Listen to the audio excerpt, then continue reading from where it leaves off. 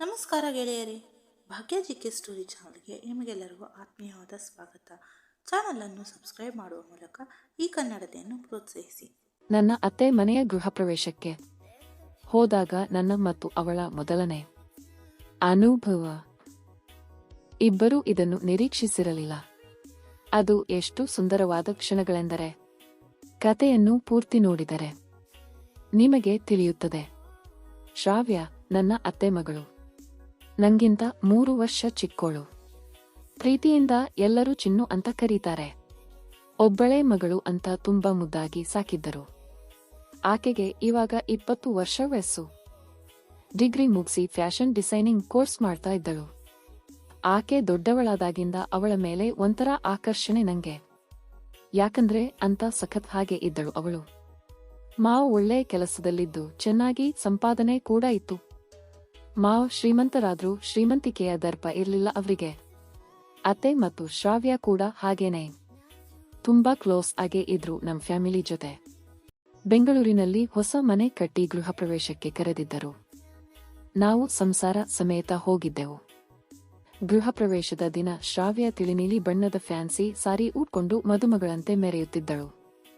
ತೆಳುವಾಗಿ ಲಿಪ್ಸ್ಟಿಕ್ ಹಚ್ಚಿದ್ದ ತುಟಿಗಳನ್ನು ಬಿರಿದು ನಗುತ್ತಿದ್ದರೆ ಆಕೆಯ ಹಲ್ಲುಗಳು ದಾಳಿಂಬೆ ಕಾಳುಗಳಿಗೆ ಅಮೃತ ಶಿಲೆಯ ಲೇಪನ ಕೊಟ್ಟು ಜೋಡಿಸಿಟ್ಟಂತೆ ಮಿಂಚುತ್ತಿದ್ದವು.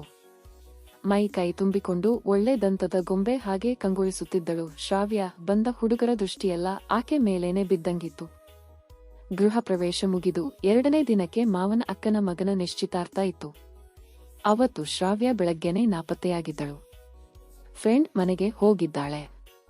ಇನ್ನು ಬರೋದು ಸಾಯಂಕಾಲನೇ ಅಂತ ಅತ್ತೆ ಗೊಣಗ್ತಾ ಇದ್ರು. 9 ಗಂಟೆಗೆಲ್ಲ ಅಪ್ಪ, ಅಮ್ಮ, ಅತ್ತೆ, ಮಾವ ಎಲ್ಲರೂ ರೆಡಿಯಾಗಿದ್ದರು. ಅತ್ತೆ ನನ್ನನ್ನು ಕೂಡ ಬರುವಂತೆ ಒತ್ತಾಯ ಮಾಡಿದ್ರು. ಇಲ್ಲ ಅತ್ತೆ, ನೀವು ಹೋಗಿ ಬನ್ನಿ ಅಂದೆ. ಅದಕ್ಕೆ ಅಪ್ಪ ಅವನೊಂಥರ ವಿಚಿತ್ರ, ಎಲ್ಲೂ ಬರಲ್ಲ ಅಂತ ಅತ್ತೆ ಮಾವನ ಮುಂದೆ ನನ್ನ ಗುಣಗಾನ ಮಾಡಿ ಎಲ್ಲರೂ ಹೊರಟು ಹೋದರು. ಅವರೆಲ್ಲ ಹೋಗಿ 1 ಗಂಟೆ ಆಗಿರಬಹುದು. ಕಾಲಿಂಗ್ ಬೆಲ್ ಸದ್ದು ಮಾಡಿತ್ತು.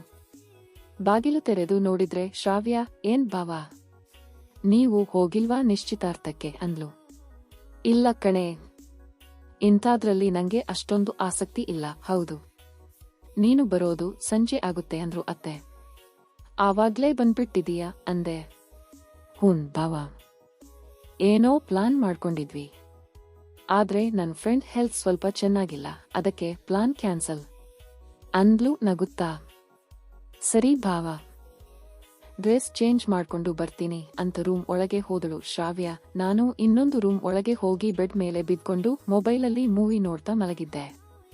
ಸ್ವಲ್ಪ ಹೊತ್ತಲ್ಲೇ ಶ್ರಾವ್ಯ ಕೂಡ ಅಲ್ಲಿಗೆ ಬಂದಳು.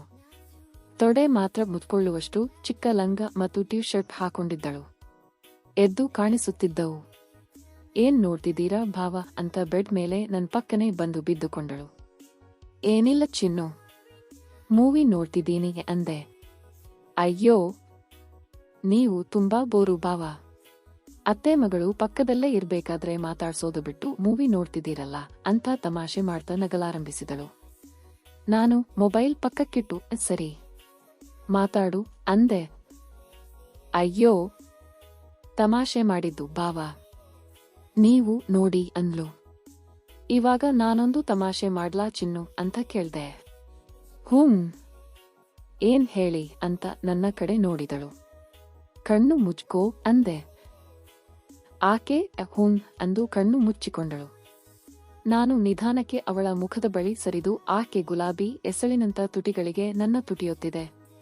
ತಕ್ಷಣ ಅವಳು ಕಡ್ತೆರೆದು ಇಜ್ಜಿ, ಭಾವ, ಇದೆಲ್ಲ ತಮಾಷೆನಾ ಅಂದ್ಲು ನಾಚುತ್ತಾ.